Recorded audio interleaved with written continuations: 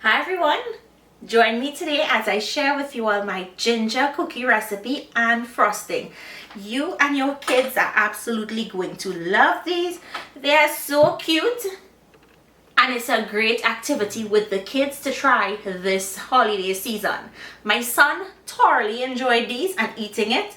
Amazing. They are so crunchy, crispy, delicious.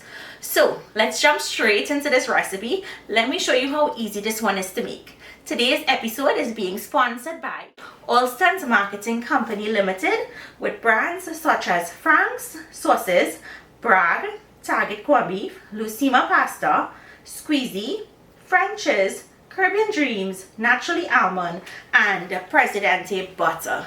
So let me show you all how easy these are to make, and I promise you all the kids and even the adults will love it.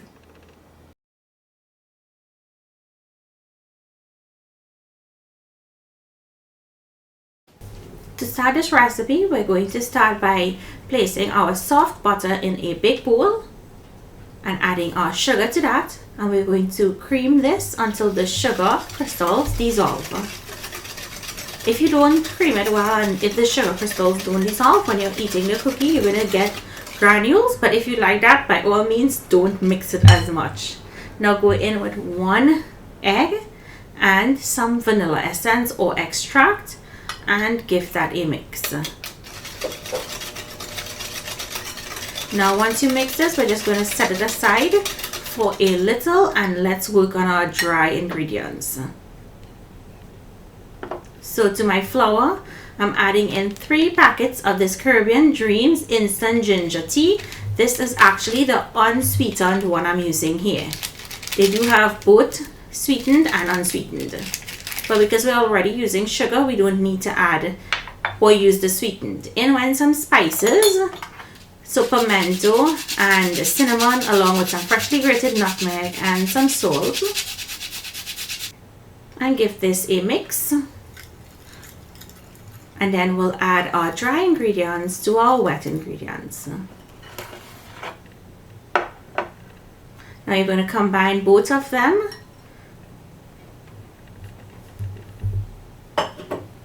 Now I started off with a whisk, but then I swapped over to a flat spatula or a spoon because all of that is just going to get stuck in the whisk. What you're looking for is a nice soft dough similar to that of plasticine or Play-Doh. And once it comes together, you're going to bring it together into a bowl. And if it's too runny, then you need to add some dry flour to bring it together so that it looks like this. Your dough should not be very, very soft. So now I'm going to transfer this onto plastic wrap and then I'll wrap this and set it in the refrigerator. I'm going to leave it there to chill for 1 hour, after which we'll open it out and then cut out our gingerbread man, woman and children. So you want to make sure and flour your surface when you're doing this step, because if you don't, it can stick and break apart. You want to roll these out to 1/4 of an inch in thickness. If you wanted a thicker cookie, you can roll it out to like 1/2 of an inch. And I don't know if you guys noticed, but I didn't put any leavening agents in this because I wanted a really, really crunchy cookie, hence the reason why no leavening agents went in. Now I will list how much baking soda you can use in the description box if you choose to. I'm just going to cut out my gingerbread pieces, transfer to a lined baking tray. Just be very gentle with them.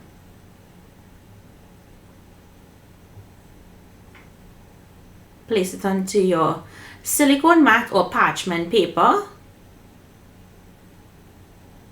and continue cutting out the rest and placing it on your mat.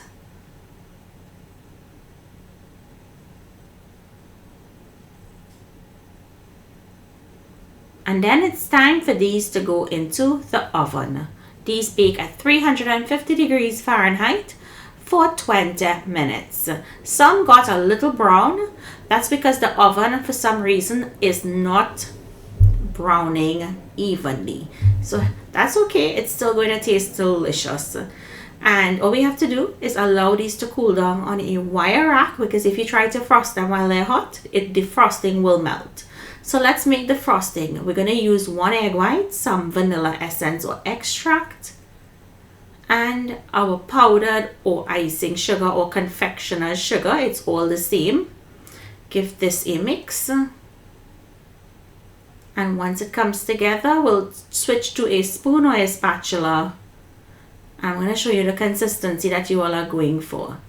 So you see how it's nice, it's not too runny and it's not too stiff. You want to add a little more icing sugar if it looks like that, because you want to mix until it looks like this, a paste-like consistency. So it's easy to pipe and it does not run off when you pipe. And it stays perfectly on the gingerbread cookies.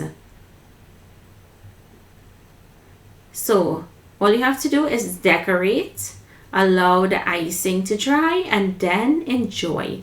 I hope you guys try this with your kids. It's a great activity to try this holiday season. Comment down below, let me know what you think. Thank you all so much for joining me today. I'll see you in my next video. And be sure to check out the Amco playlist where you can see all of the recipes that I made thus far. Have a happy and enjoy, and I'll see you in my next video.